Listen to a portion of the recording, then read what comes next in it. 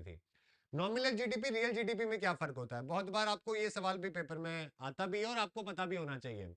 देखो क्या होता है, नॉमिनल जीडीपी के अंदर है ना, हम लोग करंट के बारे में बात करते हैं, करंट मार्केट प्राइस के बारे में बात करते हैं। रियल जीडीपी आज के टाइम पे, समझ गए?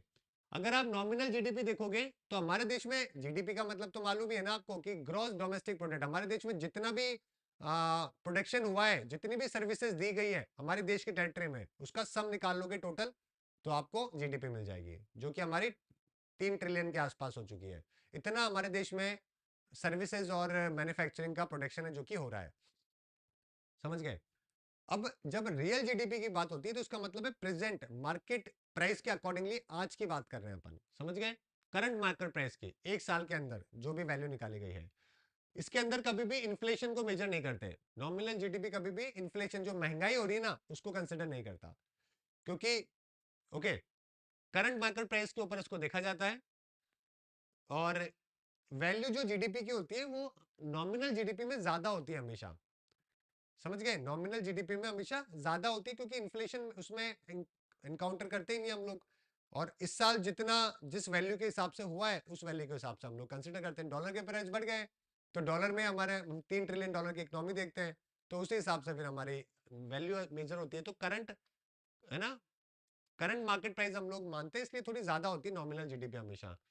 चलिए ठीक है, कई क्वार्टर के हिसाब से आप इसको कंपेयर भी कर सकते हो, जैसे कि मैंने अभी आपको कंपेयर करके बताई है। ये आपका ये रहा नॉमिनल जीडीपी, कई क्वार्टर के हिसाब से कंपेयर करके बताइए तो आप देखोगे ना, तो ये देखिए परसेंटेज चेंज बहुत ज्यादा है, क्योंकि इसमें इन्फ्लेशन जो है ना उसको कंसिडर नहीं किया गया है, महंगाई को कंसिडर नहीं करता है इसके अंदर।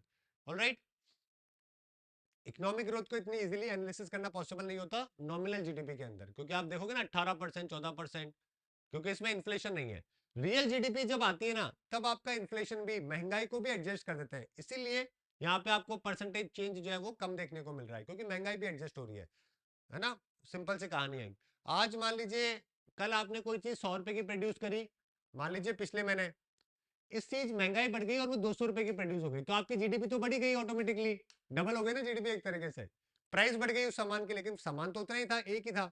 आज आप ये पेन आज खरीदते हो, मान लीजिए 100 रुपए का है, इस महीने फेब्रवरी में ऑटोमेटिकली मान लो महंगाई की वजह से 200 का हो जाए, तो आपकी जीडीपी की तो वैल्यू बढ़ गई, क्योंकि इसमें आपने महंगाई तो काउंट करी नहीं। इसलिए नॉमिनल जीडीपी की यही प्रॉब्लम होती है, इसको एनालिसिस करना इतना आसान नहीं होता। ठीक है, अगर आपने महंगाई को कंसिडर कर लिया तो रियल जीडीपी नंबर है जो कि देखने को मिलते हैं। तो रियल जीडीपी अगर आप देखोगे तो इसमें आपको सम है इकोनॉमिक आउटपुट का एक साल में, लेकिन उसको एक बेस मार्केट प्राइस समझ के कंसिडर किया जाता है। ठीक है, इन्फ्लेशन को एडजस्ट किया जाता है, एक बेस ईयर कंसिडर किया जाता है, और है ना, 2 और 3 फाइनेंशियल ईयर के साथ में कंपैरिजन करते हैं इसके अंदर। और ये एक बहुत अच्छा इंडिकेटर होता है इकोनॉमिक ग्रोथ को बताने का। Real GDP better economic indicator है जो कि माना जाता है। ऑलराइट, होपफुली आपको दोनों के बीच में डिफरेंस समझ में